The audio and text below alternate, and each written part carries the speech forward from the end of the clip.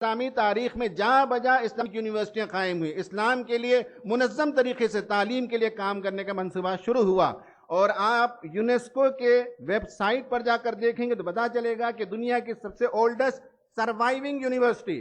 یعنی Cambridge university سے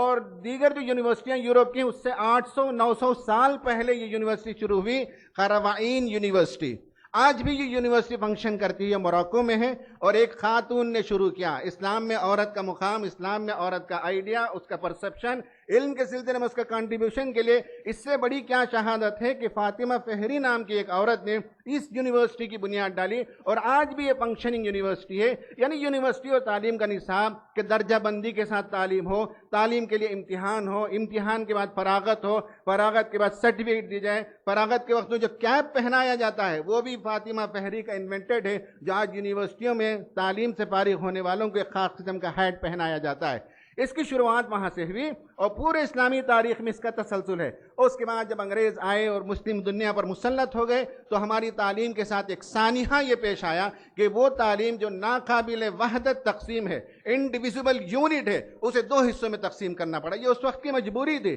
جب انگریز آئے اور انہوں نے ایک ایسے الہادی تعلیم کو راسخ کر دیا تو ہمارے علماء نے سوچا کہ کم از کم ایمان کی حفاظت کے لیے، عبادتوں کا اہتمام باقی رکھنے کے لیے، قرآن و سنت کے تحفظ کے لیے مدرسے بنائے۔ اس زمانے میں اس وقت کی ضرورت تھی۔ اب اس پر 150-200 سال جب گزر گئے تو اب اس بات کی ضرورت پھر محسوس ہو رہی ہے کہ تعلیم جسے ڈیوائیڈ کر دیا گیا، حالات کے اور زمانے کے تقاضوں نے انہیں پھر سے یونائٹ کیا جائے، اور تعلیم کا کوئی ڈویژن نہیں ہے۔ ہمارے ہاں جتنے بڑے بڑے لوگ پیدا ہوئے ان کی تاریخ اٹھا کر دیکھ لیجئے۔ امام رازی جو 12ویں صدی کے بہت بڑے پالی میتھس کہتے ہیں، پالی میتھس کا مطلب ہے خود آور دانشور، یعنی جسے امام رازی کو سائنس بھی معلوم تھا اور ہسٹری سے بھی واقفیت تھی، تھیولوجی سے بھی واقفیت تھی، فقہ بھی وہ جانتے تھے، کاسمولوجی کے بھی وہ فاؤنڈر مانے جاتے ہیں۔ ایسٹرونامی میں ملٹی ورڈز کا آئیڈیا اس وقت تک دنیا کے اندر، گریک فلسفی کے اندر یہ آئیڈیا نہیں تھا۔ وہ جتنی دنیا ہم کو نظر آتی اتنی ہی دنیا کو سمجھتے تھے۔ یونیورس سے آگے ملٹی ورڈز کا پرنسپل دیا امام رازی نے،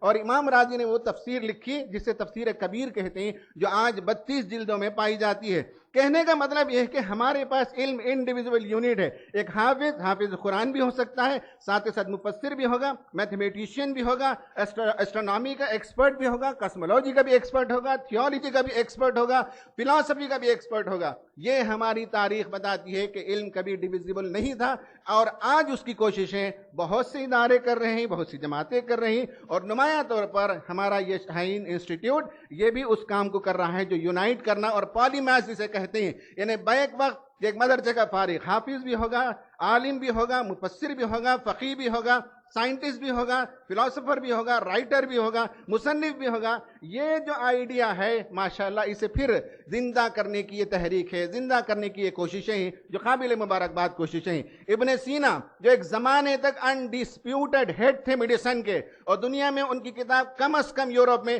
800 سال تک پڑھائی جاتی تھی۔ ابن سینا نے 450 کتابیں لکھی، 40 کتابیں میڈیسن پر تھیں، 150 کتابیں ان کی فلسفی پر تھیں۔ پہلا کام ان کے باپ نے کرایا، ان کو حافظ بنایا۔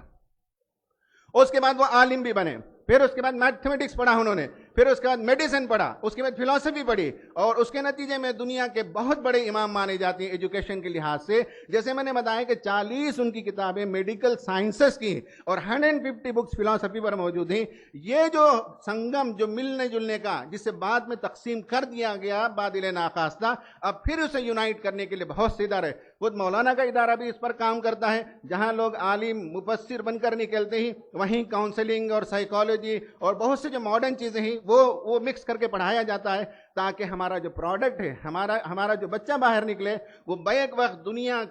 کی آنکھ میں آنکھ ڈال کر بات کر سکے، مسائل کا حل پیش کر سکے، اس کے اندر صلاحیت ہو۔ اس کی یہ کوششیں الحمدللہ بڑی شاندار کوششیں اس وقت جاری ہیں۔